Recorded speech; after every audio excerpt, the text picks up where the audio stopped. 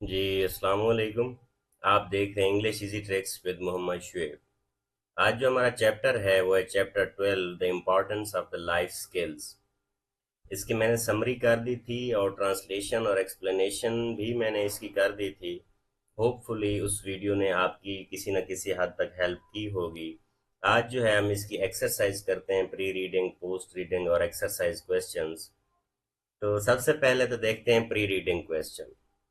What do you know about life skills? आप life skills के बारे में क्या जानते हैं, खुद से पूछिएगा। जितना मेरा माइंड काम कर रहा था मैंने दे दिया।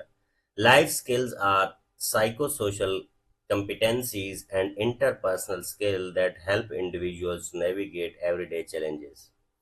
ये जो मैंने लिखे हैं ये वैसे तो प्री रीडिंग है, लेकिन मैंने उसी चैप्टर की बेस पे लिखे हैं जो आप पढ़ चुके हैं। ठीक है। की एस्पेक्ट क्या है? डिसीजन मेकिंग आपको आनी चाहिए कि कौन सा फैसला कैसे करना है। प्रॉब्लम सॉल्विंग, अगर मसला आ गया है तो आप किसी दूसरे की तरफ ना भाग रहे हो। कम्युनिकेशन, अगर किसी से बात करनी है तो आप किस तरह से खुद को फील करा सकते हैं दूसरे के साथ बात करके कि हाँ आप ठीक हैं या गलत हैं। इंटरपर्सनल स्किल, आप सोशल बीइंग हैं, आप अकेले ज़िंदगी नहीं गुजार सकते। इंसान है तो उसने दूसरों के साथ भी ज़िंदगी गुजारनी है। ये वो चीज़ है कि जिसे इंटरपर्सनल स्किल कहते हैं। सेल्फ मैनेजमेंट, कि आप खुद को कितना मैनेज कर सकते हैं गुस्से की हालत में, इमोशन की हालत में। आपको अगर टेंशन आ गई है, इन सारी चीज़ों में आप खुद को किस तरह मैनेज करते हैं। क्रिटिकल थिंकिंग, आप ये देखें कि जो कोई आपको आके कोई स्टेटमेंट पास कर रहा है, आप उसके अलावा भी कुछ सोच सकते हैं कि या बस उसी की बात मनो अन तस्लीम कर लेते हैं।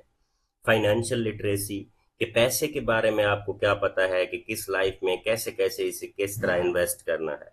Importance essential for the personal development, social interaction and professional success. ये वो चीज़ें हैं सोशल इंटरेक्शन के, मुआशरे में आप लोगों के साथ कैसे उठते बैठते मिलते हैं, प्रोफेशन में कैसे मिलते हैं। ये वो चीज़ें हैं जो आपको रिस्पॉन्सिबल बनाती हैं। उसके बाद है while reading question. What makes the young generation more successful? The young generation becomes more successful through the development of life skills that enhance their personal confidence, social conscience, conscience and the professional competence। ठीक है। Social conscience, आपको अपने बारे में पता होना चाहिए।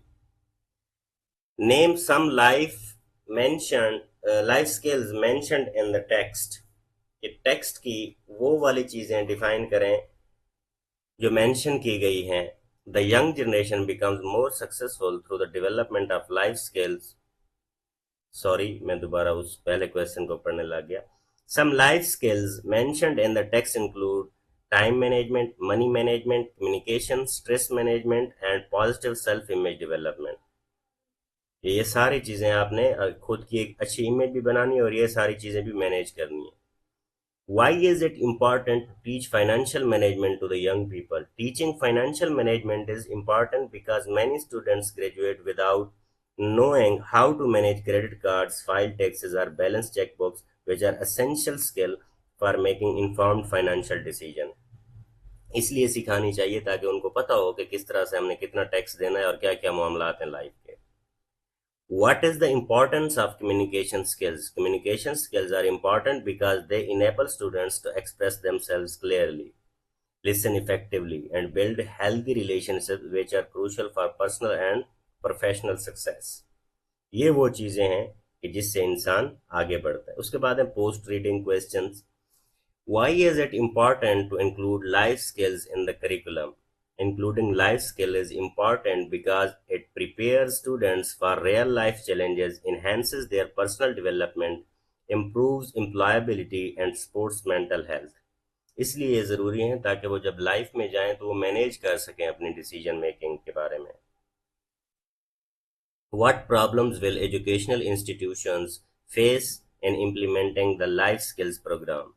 Problems may include limited resources, lack of trained educator भी होने चाहिए, challenges in the curriculum integration, आपके करिकुलम के साथ वो चीज़ें मिलती हुई होनी चाहिए, रेजिस्टेंस टू द चेंज, आपके स्टूडेंट भी चेंज को एक्सेप्ट करने के लिए तैयार हूँ, and difficulties in measuring program effectiveness, और फिर आपकी मुश्किलात जो आएंगी आप उसको कैसे कैसे हल करते हैं। उसके बाद आपके एक्सरसाइज के क्वेश्चंस हैं। What is the definition of life skills? Life skills are group of psychosocial competencies and interpersonal skills that help people make informed decisions, solve problems, think critically and creatively, communicate effectively, build healthy relationships, empathize with others, and manage their lives healthily and responsibly. कि आप ये सारी चीजें chapter में discuss हो चुकी हैं already. What are a few example of life skills? ठीक है, examples of life skills include time management, कि आपने टाइम को कैसे मैनेज करना है. ऐसा ना हो कि या तो सारा दिन खेल को दे के आ जाएं, क्रिकेट वगैरह को. मनी मैनेजमेंट, और ऐसा भी ना हो कि सारे पैसे आप किसी एक ही चीज पे खर्च कर दें. हाउस कीपिंग, घर कैसे रखना है. कम्युनिकेशन, बात कैसे करनी है. पॉजिटिव सेल्फ इमेज डेवलपमेंट, के अपनी इमेज, अच्छी इमेज कैसे बनानी है. Growth mindset and self improvement, कि आप इतना सीख जाएं कि आपको कभी ये फील ना हो कि बस अब आप 30 मार खान हो गए और अब आपको लर्निंग की ज़रूरत नहीं है. लर्निंग की ज़रूरत हमेशा इंसान को रहती है. जैसे नबी पाक सल्लल्लाहु अलैहि वसल्लम ने कहा था कि उतलुबुल इल्म मिनल महद इलल लहद, माँ की गोद से कब्र तक इल्म हासिल करो.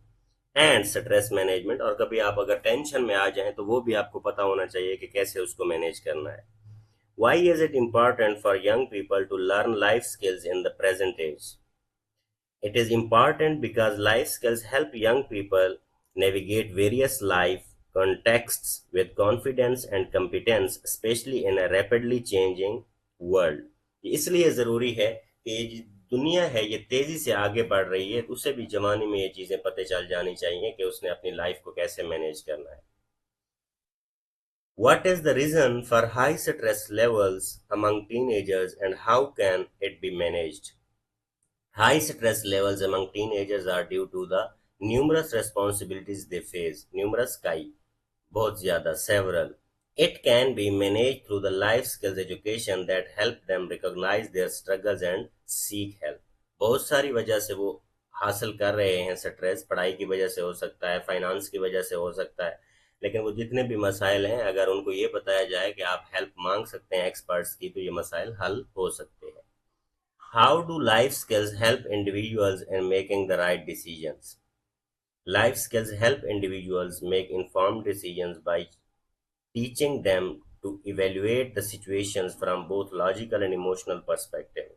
आप सारी चीजें देखें कि इमोशनली आप किस चीज, उस चीज के बारे में कितना फैसला कर लें, और साइकोलॉजिकली आप उस चीज के बारे में कितना अटैच फील करते हैं, और लॉजिक्स क्या है, उसके पीछे रीजन क्या हो सकती है.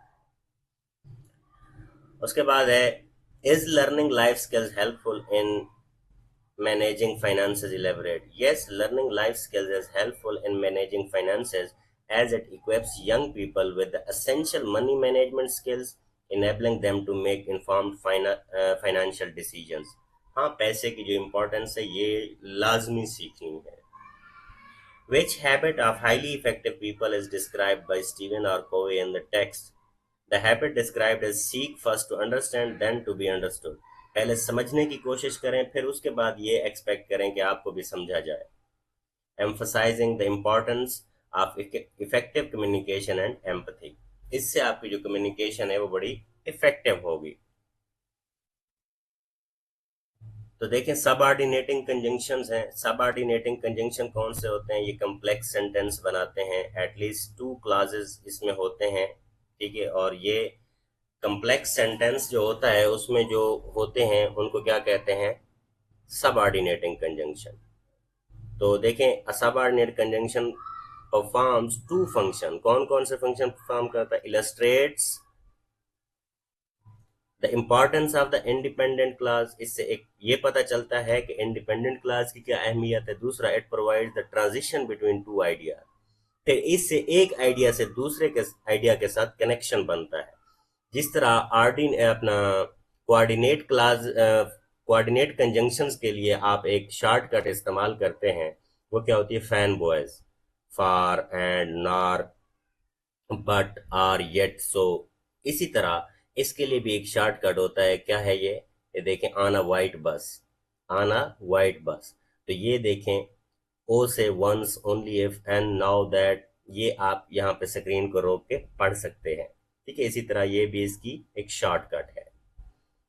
उसके बाद देखें, example of the subordinating conjunction. ये रीजन के लिए होता है because, since, so that, in order to. Comparison के लिए होता है देन, रादर देन। कंडीशन के लिए होता है इफ, ओनली इफ। कंसेशन के लिए होता है ऑल दो, इवन दो। इसी तरह टाइम के लिए आफ्टर, बिफोर, ये सारे। और इसी तरह मैनर के लिए हाउ, लाइक। अब देखें, I will finish reading this book after. ये जो अंडरलाइन मैंने किए हुए हैं ये क्या है? सब ऑर्डिनेट कंजंक्शंस है। तो ये choose the appropriate conjunctions. He struggled hard in his bad days, he succeeded until he succeeded। ठीक है, हमने क्या देखना है? सब ऑर्डिनेट क्लास देखना है। तो सब ऑर्डिनेट until ही आ रहा है। he won many trophies when he was young। I am staying in because it's snowing out। आगे रीजन बताई जा रही है तो because ही आएगा। did she say anything she left before she left। उसने जाने से पहले की बात की। उसके बाद है although it was hot he was wearing a warm jacket। ठीक है, तो यहाँ पे देखें तो ये although ही आएगा। उसके बाद देखें एडवर्ब क्लास है। Adverb class is a dependent class. तो ठीक है, एडजेक्टिव क्लास होगा, एडवर्ब क्लास होगा। ये सारे हमेशा क्या होते हैं? डिपेंडेंट क्लास ही होते हैं। That modifies the verb, adjective और adverb in the independent clause of a complex sentence. Complex. और ये किस किस चीज को आंसर करता है, किस चीज के बारे में बताता है? ये हाउ का जवाब देता है, व्हेन का देता है, वेयर का देता है, वाई का देता है। ठीक है। And under what conditions. Adverb clauses begin with the common subordinating conjunction. और ये सबऑर्डिनेटिंग कंजंक्शन से ही शुरू होते हैं। An adverbial clause is also called an adverb clause. जिसे एडवर्ब क्लास भी कहा जाता है या एडवर्ब फ्रेज भी कहा जाता है। Is a group of word that contains a subject and a verb. ठीक है, तो सब्जेक्ट और वर्ब होता है। An adverb is just one word. Adverb जो होता है वो वन वर्ड होता है। An adverbial clause is a group of word. और ये क्या होता है? ग्रुप होता है। Adverb clause always meet three requirements. कौन कौन सी इसमें three requirement? Subject and verb होता है इसमें, सबऑर्डिनेट कंजंक्शन होता है इसमें, इसी तरह adverb question when, why, how, where, इस चीज का आंसर होता है उसमें। अब एग्जांपल्स देखें। After the storm past. अब आफ्टर आ गया यहाँ पे। ठीक है, we went outside to survey the damage. इसी तरह देखें इवन इफ। और इसमें देखें यहाँ पे आया हुआ है इफ, एज इफ। तो ये जो चीजें हैं ये आपको इन्हीं चीजों का जवाब देती हैं, वेयर, व्हेन। और ये आगे देखें, find the adverb clause in the following sentences and state the kind of each one. देखें, when you have finish your work you may go home. तो ये कौन सा है? टाइम के बारे में बता रहा है, व्हेन आया हुआ है। इसी तरह you can put the books wherever you like. अब वेयर क्या है? प्लेस है, तो ये प्लेस के बारे में बता रहा है। I did not buy that watch because it was expensive. Because आ गया तो ये रीजन के बारे में बता रहा है। You must go whether you hear from him और नॉट। हिम वेदर किस चीज के बारे में? कंडीशन के बारे में बताता है। Since you have apologize we will take no further action against you. ठीक है, सिंस यहाँ पे क्या है? रीजन को शो कर रहा है। इसी तरह इसको देखें, I have not been well since I return from the hills. Since यहाँ पे टाइम को शो कर रहा है। He was so weak that he could not stand. तो यहाँ पे देखें रीजन को ये बता रहा है that as he was not there. यहाँ पे देखें एज है, I spoke to his mother. तो यहाँ पे भी रीजन है। यहाँ पे देखें match two clauses and make meaningful sentences. I waited for my friend until he arrived। She was so tired that she couldn't barely stand। He went to the store before you were awake। You cannot go to the cinema because you didn't buy a ticket। Although it was raining, the girl went outside without an umbrella। उसके बाद आपकी oral communication है, ये आपकी class की है। उसके बाद प्रीसी राइटिंग है। प्रीसी को उर्दू में हम तलखीस कहते हैं। ठीक है, किसी भी बड़े आइडिया को कम अल्फाज में लिख देना। इसमें सबसे पहली जो चीज़ है ये मैं आपको बता दूं, क्लैरिटी होनी चाहिए। Essentially synopsis. साइनॉप्सिस किस चीज़ को कहते हैं? कि जो मेन मुद्दा है आपका, जो आपका टॉपिक है। रीडर शुड, ये जो ग्रीन किए गए मैं इसी को पढ़ूंगा, यही इनका क्रक्स है। Reader should have no trouble understanding your precis. तो इसी तरह जब वो आपकी रीडर पढ़ रहा हो उससे मुश्किल पेश ना आए। उसके बाद करेक्टनेस देखें, pay attention to the punctuation, grammar, sentence structure errors, और वेरीफाई करें इन चीज़ों को। उसके बाद ऑब्जेक्टिविटी में क्या आता है, मेंटेन ऑब्जेक्टिविटी, जिस टॉपिक के बारे में बात हो रही है उसी टॉपिक पे रहें, बाकी चीज़ें ना लिखें। On facts alone is appropriate, ठीक है, और फैक्ट लिखें। अवॉइड किन कौन चीजों से करना है, यूर थॉट्स एंड बिलीव्स। आपने उस चीज के बारे में, जिस चीज की भी प्रीसी लिख रहे हैं, आपने उसके बारे में अपना स्टैंड नहीं बताना, बस जो चीज लिखी गई है उसी का वन थर्ड लिख देना है। उसके बाद है conciseness, keep it brief, refrain from superfluous words and the repetitions. इसे इंग्लिश में वर्बास्टी कहते हैं। अगर आप इसको आसान अल्फाज में कहें, फ्लावरी लैंग्वेज, सजावट वाली जबान। बाज़ औक़ात बहुत आसान सी बात होती है, लोग उसमें लैंग्वेज इतना मुश्किल इस्तेमाल कर देते हैं कि वो समझ नहीं आती। तो हमेशा सिंपल रहें। कोहेरेंस देखें, कनेक्शन को कहते हैं, सेंस व्हेन पुट टुगेदर, जब उसे एक साथ पढ़ा जाए तो वो सेंस बना रही हो। Make sure it is understood, और ये समझने के काबिल हो। रीडर शुडंट बिकम डिसओरिएंटेड और परप्लेक्स्ड, कि आपका वो पढ़ते हुए, परप्लेक्स्ड का क्या मतलब है, वो इरिटेट ना हो, वो तंग ना हो। यूज ऑफ लैंग्वेज, आपकी यूज ऑफ जो लैंग्वेज है ये हमेशा अच्छा होना चाहिए। अब देखें, write a precis of the last two paragraphs of the given text, life skills, use precise language, domain specific vocabulary and techniques such as metaphor, simile and analogy to manage the complexity of the text। तो ये देखें यहाँ पे मैंने लिखी हुई है, precis of the last two paragraph life skill text, ठीक है। तो इसमें जो जो चीज़ें जिस तरह इस्तेमाल हुई हैं ये भी मैंने नीचे लिख दी हैं। Life skills education forges youth with the cognitive emotional armour, stress resilience as it's tempered steel, critical thinking its whetstone. These competencies from boundary setting to creative problem solving function as the psychological scaffolding। scaffolding किसे कहते हैं, जब कोई building बन रही होती है उसके बाहर आप फ्रेम देखते हैं जिसके ऊपर मिस्त्री चढ़ के काम कर रहे होते हैं, उसे स्कैफोल्डिंग कहते हैं। For adulthood, architectural demands, the pedagogy cultivates more than, pedagogy कहते हैं किसी भी चीज की रीजनिंग को, कि किस तरह से कोई चीज फंक्शन करती है। It engineers self-actualized individuals whose realized potential radiates through the societal ecosystems। ठीक है। अब मेटाफर इसमें क्या है, डेवलपमेंटल आर्मर, साइकोलॉजिकल स्कैफोल्डिंग। इसमें एनालॉजी कौन सी इस्तेमाल हुई है, stress resilience as tempered steel, domain specific lexicon या वोकैबुलरी, लेक्सिकॉन या वोकैबुलरी, ये भी दी हुई है। स्ट्रक्चरल चॉइसेस ये आपके ऊपर डिपेंड करती हैं, तो ये देख लीजिएगा।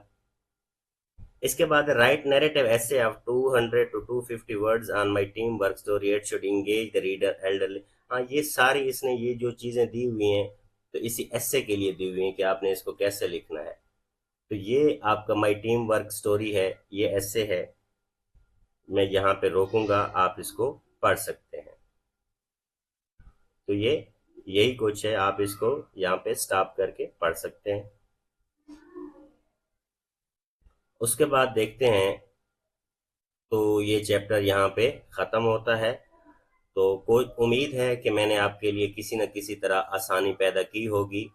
अगर आपको लगता है कि मज़ीद वीडियोस को कैसे इम्प्रूव किया जा सकता है तो काइंडली लाइक और कमेंट ज़रूर किया करें। Thank you so much.